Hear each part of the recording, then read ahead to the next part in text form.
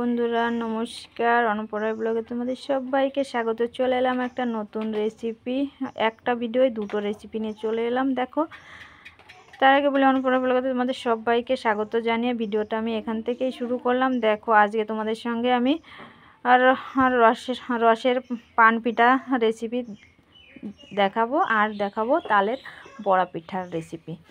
দেখো, আমি তার জন্য চিনি, নারকোল, ময়দা আর তাল নিয়ে নিয়েছি, আর পাকান পিঠার জন্য শুধু ময়দা মাখিয়ে নিয়েছি। দেখো, তালটা আমি পরিমাণ মতো লবণ, নারকোল, চিনি দিয়ে চামচের সাহায্যে সবগুলো উপকরণ একসঙ্গে মিশিয়ে নিয়েছি।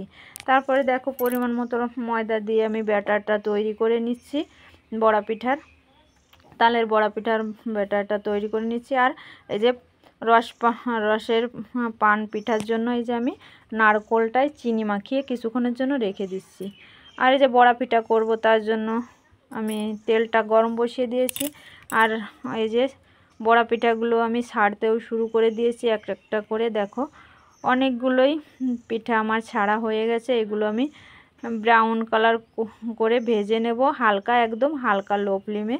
গ্যাসের ফ্লেমটা একদম লো করে ভাজবো, একটু কিছু টাইম নিয়েই ভাজবো যাতে পিঠাটা না পুড়ে যায়। আর এই যে শাশুড়ি মা এই যে রসপান পিঠা করবে, তার জন্য যে রুটিটা আমাকে তৈরি করে দিচ্ছে। আর আমি দেখো পিঠাটা তৈরি করতে বসে গেছি। একটা ছাঁচ নিয়ে নিয়েছি, রসপান পিঠার ছাঁচের সাহায্যেই আমি দেখো পিঠাগুলো তৈরি করছি। দেখো কত সুন্দর পিঠাটা তৈরি হয়ে গেছে।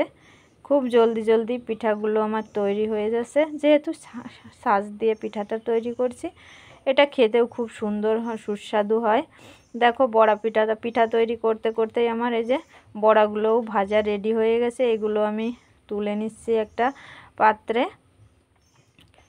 একদম লো ফ্লেমে ভেজে নিয়েছি, এরকম হালকা ব্রাউন কালার, মানে এর থেকে ব্রাউন কালার করলে পুড়ে যাবে, খেতে ভালো লাগবে না। দেখো, আমি একটা পাত্রে তুলে নিয়েছি, আর বাকি যে ব্যাটারটা আছে একইভাবে আমি তালের বড়া পিঠাটা ভেজে নামিয়ে নেব।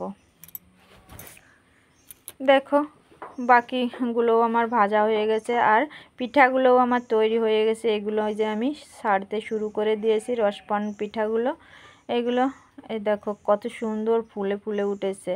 এগুলো হালকা লো ফ্লেমে, একদম হালকা আছে আমি ভেজে নেব। দেখো, রসপান পিঠাগুলোও আমার কত সুন্দর ভাজা হয়ে গেছে। এর থেকে বেশি ভাজলে ভালো লাগবে না খেতে। একদম হালকা ব্রাউন কালার করে ভেজে নিলাম আমি পিঠাগুলো, এই যে তুলে নিচ্ছি।